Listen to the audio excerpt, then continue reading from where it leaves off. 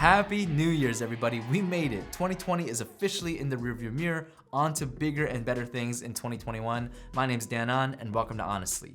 I started this channel about 2 years ago now, back in March of 2019, and since then, this channel has grown to be about 15,500 subs, and in December alone, December of 2020, I've made approximately $3,000 US, which is quite a bit of change. So does that mean that you all should rush out and start your own channels in 2021?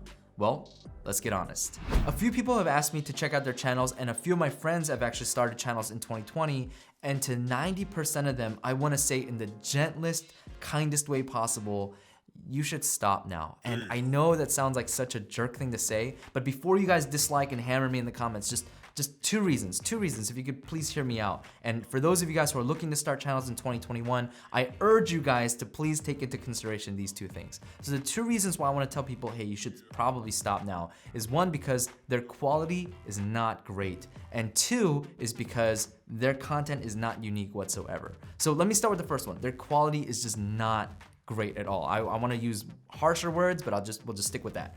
So look, YouTube is 16 years old at this point. And so if you're trying to start YouTube in 2021 or 2020, you are way behind the game, right? There are people who have been perfecting this craft for years. Let me try to give an example from my personal story, okay? So I went to grad school. I went to what's called seminary. Seminary is a grad school program that you go to learn how to be a pastor. You study the Bible, you study theology and all that jazz. And I'm not a pastor now, by the way, but when I went there, I found that my white counterparts, the white students, a lot of them just knew so much more than me. And I was just like, why? Why do you guys know this stuff already? And I realized it's because these guys, they didn't have a language barrier with their parents, and oftentimes their parents would talk to them about this stuff since they were like 2 years old. Meanwhile, I have immigrant parents. A lot of my other Asian students, we all had immigrant parents, and so the only thing we talked about was like, my parents asking, did you eat? And I would say yes, and that was it. That was the conversation.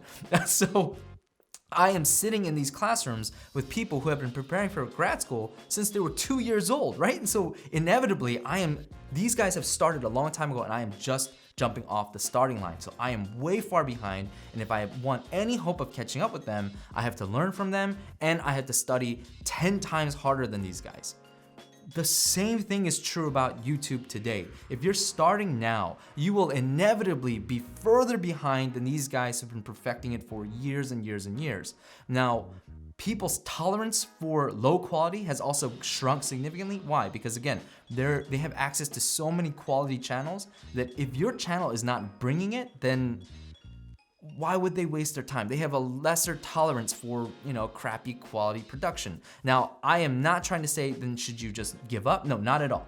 I'm trying to say that, look, if your first, your second, your third video have given zero consideration into your script, into your lighting, into your mic quality, into these thousands of things that are go into a YouTube channel, that literally there are thousands of tutorials on YouTube about how to use YouTube or how to do YouTube. If your video shows that you have given zero effort or thought into like free resources out there, then to me that screams, look, you have not really cared or given this serious thought or consideration.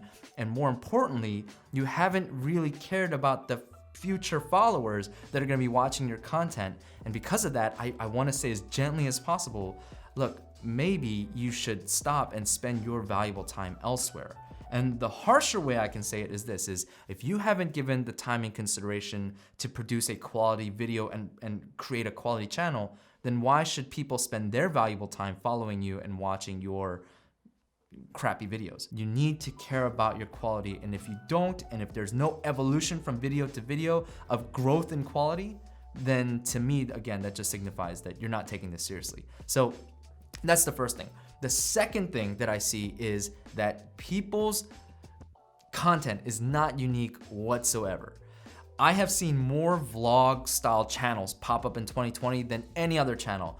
And you know what all vlogs have in common? Everything. They're all exactly the same. They all start like this. They start with a cliffhanger moment. Where are you? When I find you, oh my. And then they take us back in time with the intro, usually with them picking up Starbucks. Right now, I'm about to go home, but I gotta pick up my Starbucks. I need my Starbucks, If your vlogs or whatever video you're making is the exact same, is just an imitation of what exists already, why would people spend their valuable time watching you when they can watch the better version of you out there from people who've been honing their craft for the past 10 plus years? Hopefully a different perspective to give you is this, is that we have the privilege to be able to stand on the shoulders of YouTube giants. And if we are busy living in their shadows, then we are, I would just say you should stop. That seems very cryptic, but here's what I mean. Let me take my genre specifically. So tech, MKBHD, Dave 2D, Hardware Canucks, all of these guys, they have proved to the world that there is a community that exists that cares about tech. And you know what's really cool is that we don't need to stand in their shadow and do exactly what they do. Because again, if you do that, you will not get seen. Why would they watch your video when they can watch their video? Instead, we get to stand on their shoulders. We get to read their comment section and see the kinds of questions that people have about the product. Why? Because do you think these millions of subscriber channels have the ability to answer those questions? Do you think they're gonna make a second follow-up review when they have a probably 10-week schedule of products they need to review? No, they can't. And that's where you come in. That's where we come in. That's where you come in and you cover the things that people care about, and that's how you add value. That's how you become seen. That's how you stand on the shoulders and see further and see things that they cannot see. And that had nothing to do with you. You didn't know that people cared. They cared, and you knew they cared because Dave 2D's comment section exists. Quick example, a shameless plug. I started a channel with some friends in 2020, back in September actually, called The Blind Guys. And the reason why I started that channel was because when I made a video doing a blind test of 2 different headphones, people were like, this is how reviews should be done. Without any bias, without brand bias, without price bias. And I was like, this, and that video took off. And I said, this is an idea. This is unique. And so we started a channel and we're slowly growing. We have about 222 subs and we've just shot off like a rocket in the last couple weeks. So yeah, it's really exciting. If you guys want to sub to that, please go ahead. Would love you guys for it. So yeah, I want to see people make unique content.